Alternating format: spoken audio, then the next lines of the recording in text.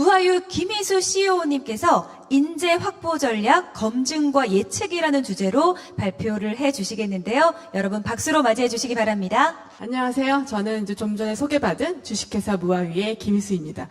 사진이 참 부끄럽네요. 10년 전 사진인데 이렇게 다를 수가 있을까 싶은데 양해를 좀 부탁드리고요. 저는 무하유에서 14년째 개발을 제외한 온갖 일을 다 한 말 그대로는 CEO라고 하는데 저희 직원들은 이제 쿠쿠라고 해요. 압력밥솥. 네, 그래서 압력을 가하고 뭔가를 할 때 프레저를 주는 역할을 하고 있습니다. 사실 저는 HR 전문가는 아닙니다. 관련 학위를 딴 것도 아니고요. 권위 있는 논문을 쓴 것도 아니고 관련해서 자격증이 있는 사람도 아니에요. 저는 이제 2011년도에 무하유를 창업한 후에 실제 매년 한 2,000개의 자기소개서를 평가를 했고요. 지금까지 매일 한 평균 매일 2명씩은 면접을 보고 있는 것 같아요. 예, 그렇게 해오면서 사실은 그 인사가 만사다라고 하는 그 속담에 대해서 현장에서 정말 뼈저리게 느꼈고, 그러면서 사실 되게 많이 힘들었죠. 힘든 부분도 되게 많았어요. 근데 이런 것들을 실제 이제 어떻게 좀 해결해 볼고자 해서 무하유에서 AI를 활용한 HR 관련 솔루션들을 내놓게 되었고요. 사실 저는 전문가는 아니지만 저를 소개한다면 그냥 사람에 관심이 많은 오닥구라고 봐주시면 되겠습니다. 그러니까 젊은 친구들, 똘똘하고 스마트한 젊은 친구들을 보면 저는 딱 저 친구는 대치키즈일까? 목동키즈일까? 저 친구의 부모님들은 어떻게 키우셨을까? 그 다음에 저 친구는 언제부터 어떻게 스스로 자기 주도적으로 인생을 결정하고 살아왔을까? 이런 것들에 대해서 상당히 궁금한 게 많이 있거든요. 이제 그런 것들을 직접적이고 간접적으로 파악하면서 실제 그런 부분들을 시스템에 어떻게든 좀 해소를 해보고자 하는 부분에서 저희가 이제 이 자리에 서게 됐던 것 같고요. 저희 이제 무하유를 소개를 드리면 실제 이제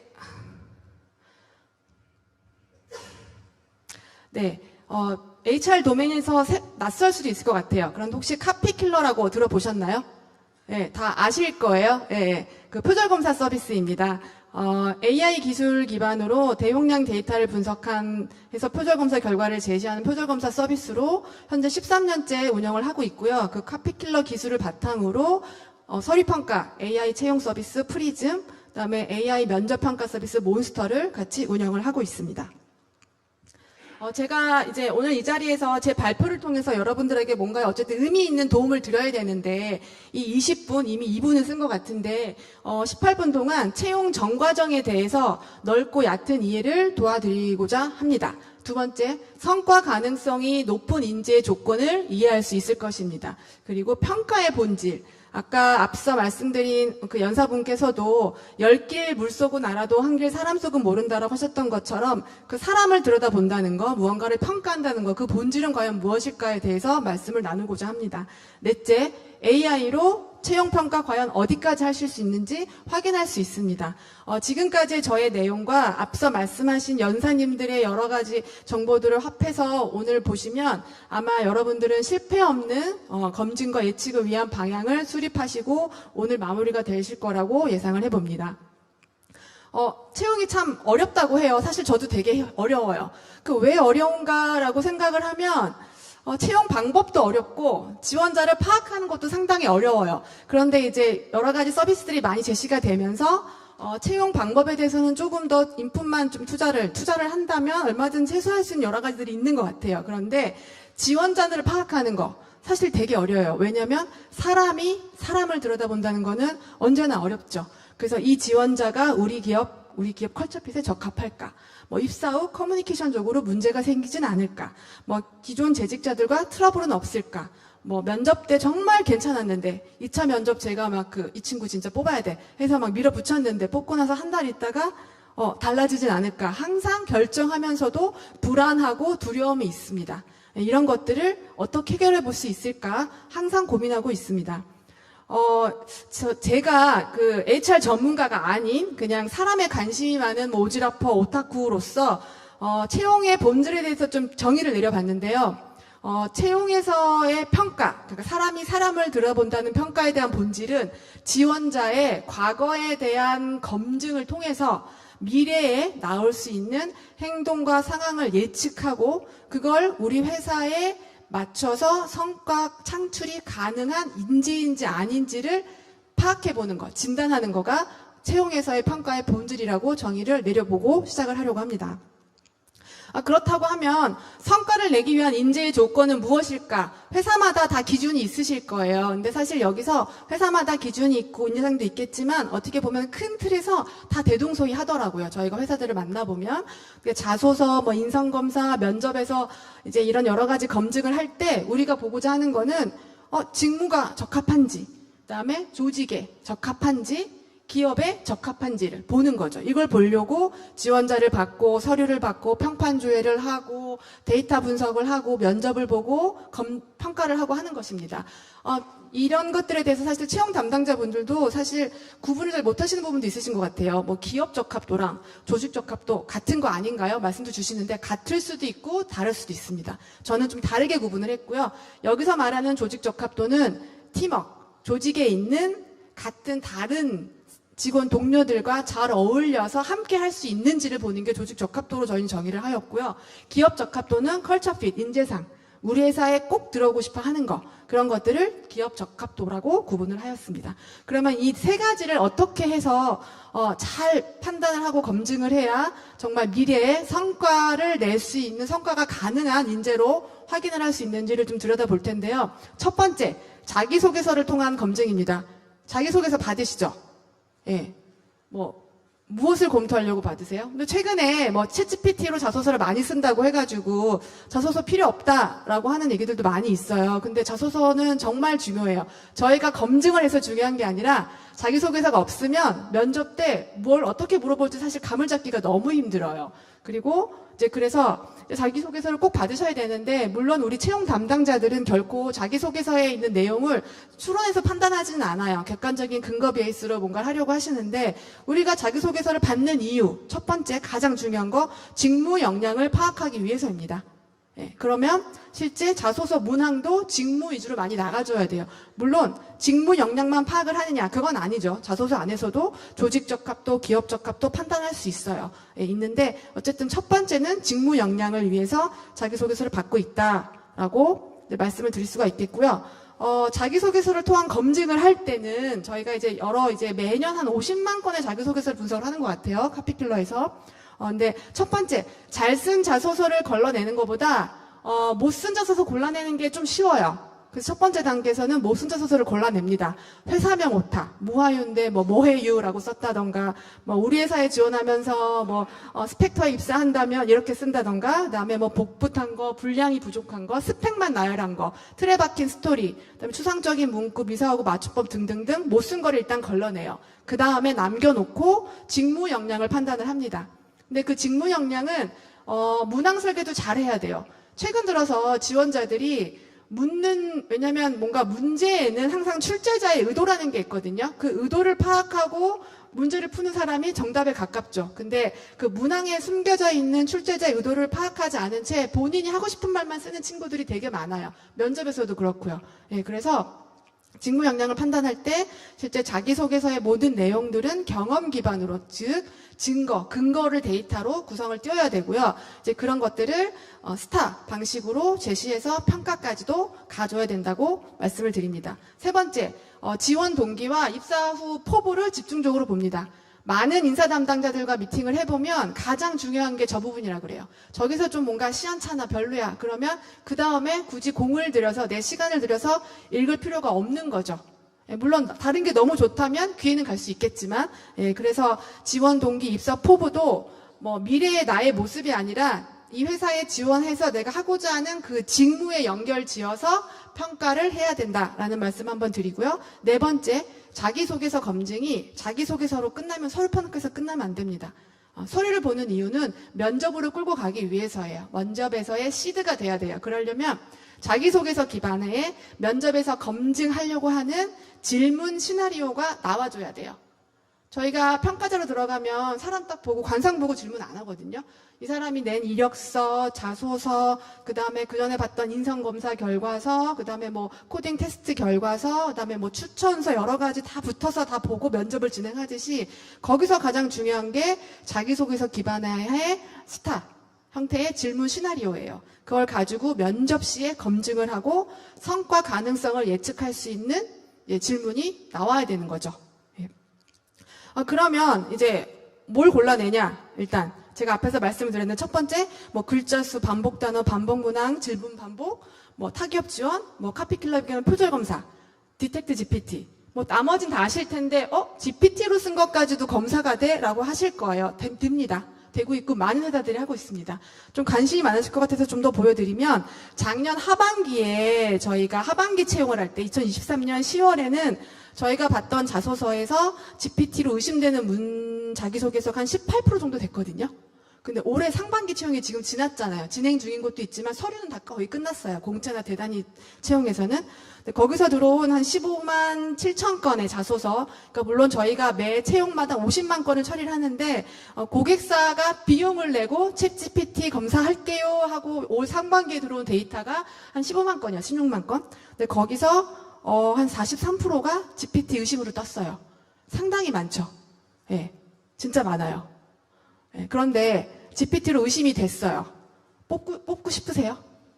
아니, 물론 AI를 잘 쓰면 능력이 뛰어나죠. 좋죠. 그런데 그대로 갖다 쓴 친구들이에요. 저희가 디텍팅을 할 때는 패러프레이징을 하거나 자기 말로 바꾼 걸 찾아내는 게 아니라 그대로 복붙한 걸 찾아내는 거거든요. 근데 그런 친구들을 자기소개서로 우리가 직무 역량을 판단을 해야 되는 정말 중요한 검증 도구인데 생성 AI로 써왔어요. 뽑고 싶으세요? 아니잖아요. 그래서 일부 회사들은 어느 기준치를 정하고 탈락시키기도 하고요. 그런데 나머지가 다 너무 좋아.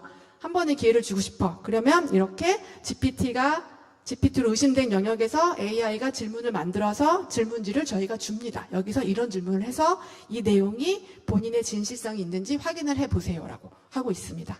네. 그리고 자기소개서에서 이제 불성실 자소서를 걸러낸 다음에는 직무 역량과 지원 동기를 판단을 해야 돼요. 사람이 자소서를 읽을 때도 사실 다 똑같이 봐요.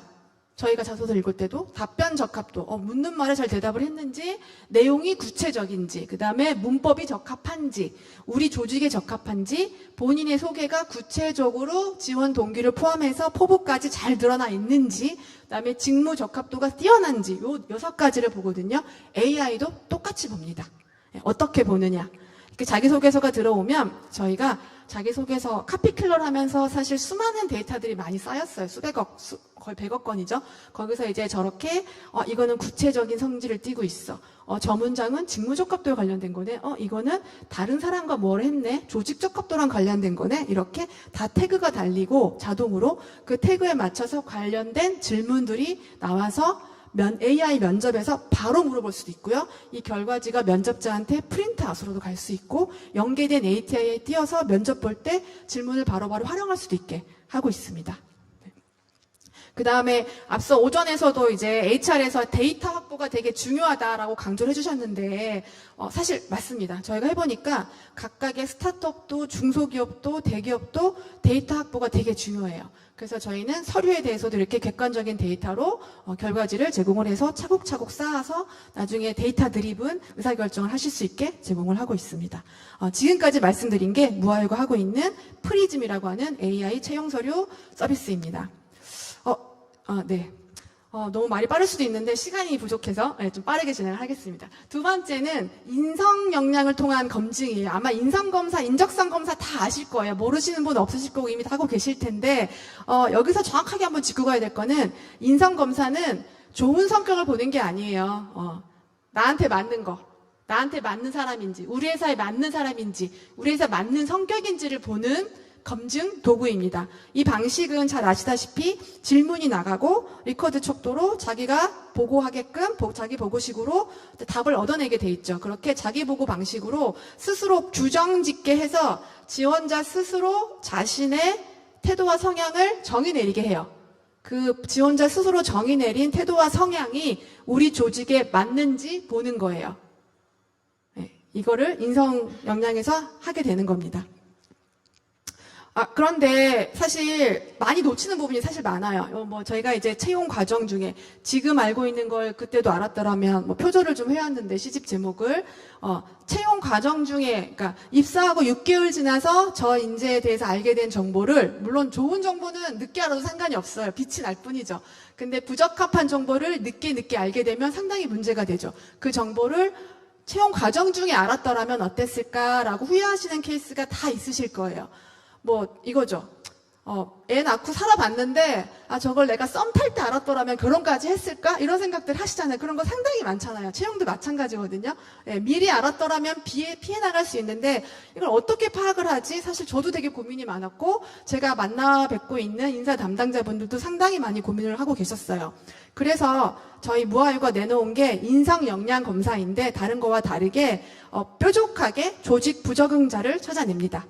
그러니까 사람은 긍정적인 것보다 부정적인 영향에 훨씬 더 영향을 더 크게 받죠. 그래서 썩은 사과 하나, 뭐 오피스 빌런, 뭐 요즘엔 드레일러, 탈선 기사처럼 이렇게 이런 용어들을 쓰고 있는데 회사에서 썩은 사과 하나가 조직 전체를 망가뜨리는 이유가 되고도 있고요. 그 다음에 문제적 행동에는 언제나 그 기저에는 문제적 기질이 있습니다. 여기 보시면 우리 회사에 한 명쯤은 있을 거예요. 회의할 때마다 회의적이야.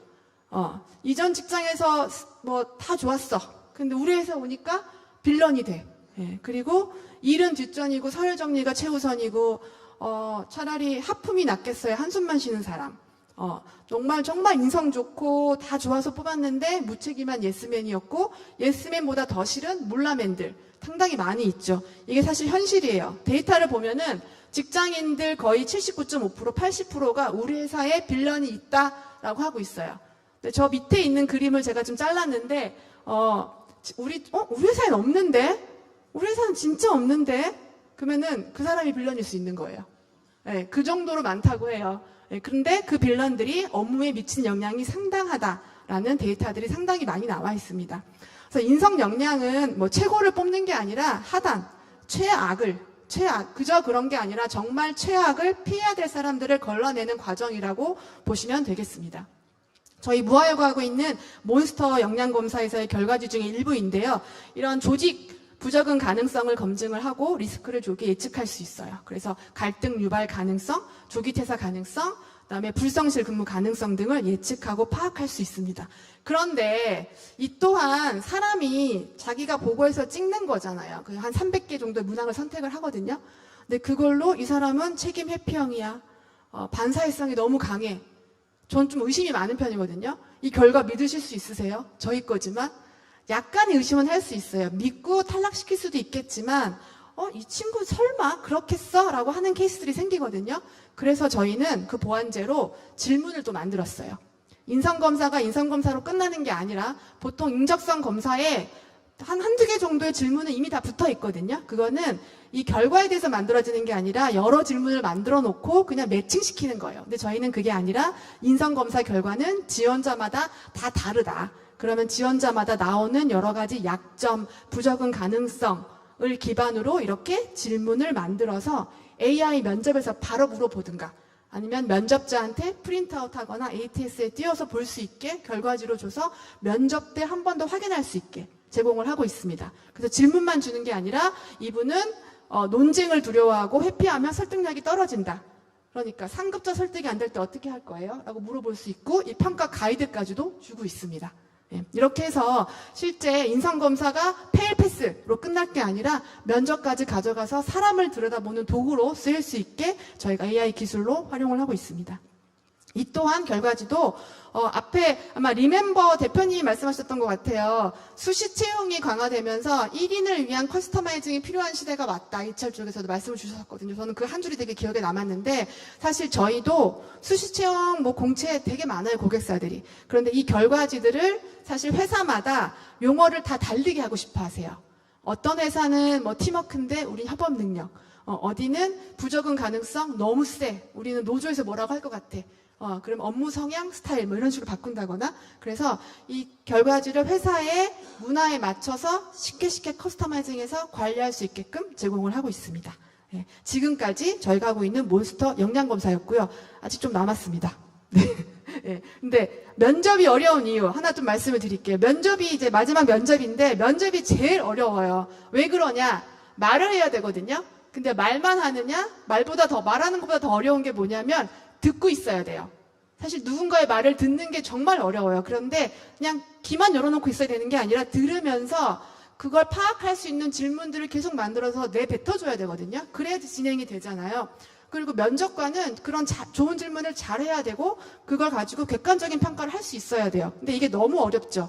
예, 너무 어려워요. 왜냐하면 사람이 다 다르니까, 면접관도 다 다르니까.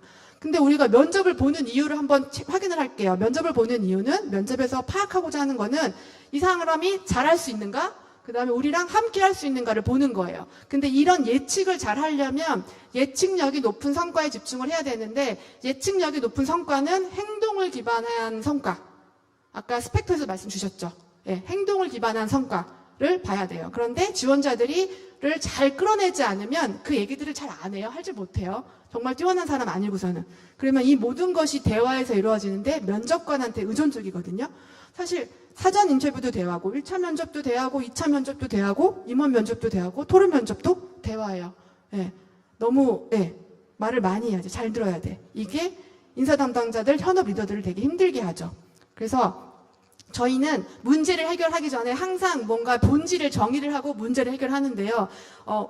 HR 전문가가 아닌 제가 현장에서 정의한 면접은 이렇습니다. 대화를 통해서 사람을 들여다보는 게 면접이다.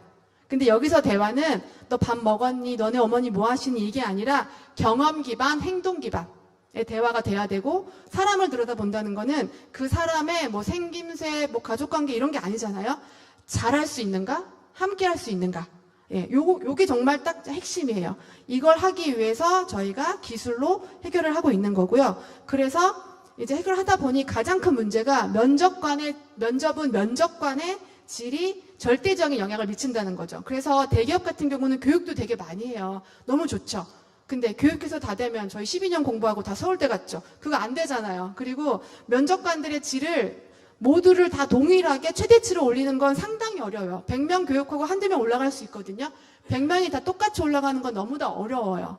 그걸 어떻게 해결할까? 몬스터로 풀자 한 거고요. 그다음에 두 번째, 예측력을 높이기 위해서 행동 기반 데이터에 주력하자. 그래서 질문을 던질 때 사람보다 더 정확하고 뾰족하게 성과 예측을 위한 행동 역량을 파악하기 위한 질문을 계속 던지자. 끌어내고 가보자 라고 하고 있습니다. 그리고 보통 현업 리더들한테 면접을 보라 그러면 그분들은 이 시야가 회사에 없어요. 내 팀에 있어요. 예, 그런 분 되게 많아요. 그러면 그냥 우리 회사에 맞는 사람이 아니라 내 팀에서 일을 잘할 사람을 뽑아요. 예, 그런 게 상당히 많거든요. 근데 길게 보면 거기서 되게 미스매치가 되게 많이 일어나요. 그래서 잘나고 뛰어난 사람이 아니라 면접에서는 우리 회사와 맞는 사람을 뽑아야 된다. 그러면 어떻게 해야 되느냐라는 거죠. 예, 그래서 저희는 AI를 면접에 활용하고 있습니다. 이미 많은 기업들이 쓰고 있습니다. 보수적인 공기업, 공기관, 뭐 금융권, 민간, 뭐 스타트업부터 해서 저희도 마찬가지고요. 예, 많이 쓰고 있습니다. 예, 그래서 AI가 지원자와의 대화를 통해서 데이터를 수집할 거예요. 수집을 할 거고요. 근데 그 수집된 답변 데이터가 일방향적인 게 아니라 쌍방향적인 거. 대화 면접. 연속된 질문과 답을 던져서 끌어내는 답으로 데이터를 쌓을 거고요. 그 다음에 그 데이터 안에서 사실 데이터, 그러니까 정말 이 사람이 한 게 맞는지 행동과 성과를 확보하기 위해서 답변 기반의 질문을 또 잘합니다. AI가. 그걸 하고 있습니다. 그 다음에 회사의 평가 기준에 따라서 객관적인 평가를 할 거예요. 그런데 여기서 AI 평가, 사람이 평가해야지 무슨 AI가 평가해야 하는 기관도 분명히 있거든요. 그런데 앞에 1번, 2번, 3번은 사람이 다 하기가 너무 힘들어요. 그래서 어떤 큰 회사들 같은 경우는 1번, 2번, 3번은 AI가 하고 AI가 수집한 데이터를 인터페이스하면서 그걸 보면서 이렇게 평가를 하고 이제 1차 면접을 대체하는 그런 케이스로도 진행을 하고 있습니다. 네, 이렇게 시간이 지났다 해서 빨리 진행할게요.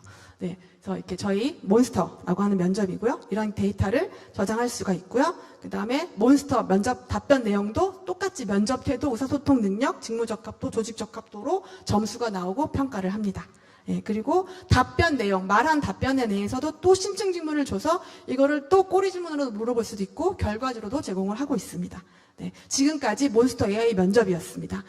마지막 한 장 결론인데요. 지금까지 말씀드린 걸 정리를 해보면 인재 확보 전략을 위한 정확한 검증과 예측을 하기 위해서는 지원자 데이터 확보가 가장 중요합니다. 첫 번째, 그건 하셔야 되고요. 두 번째, 현재 트렌드에 조직 부적응 영역에 대한 검증이 이제는 필수가 되었어요. 네, 이 부분도 준비를 하셔야 됩니다. 세 번째, 채용에서 AI 기술 활용은 베이스라인이에요. 시작이에요.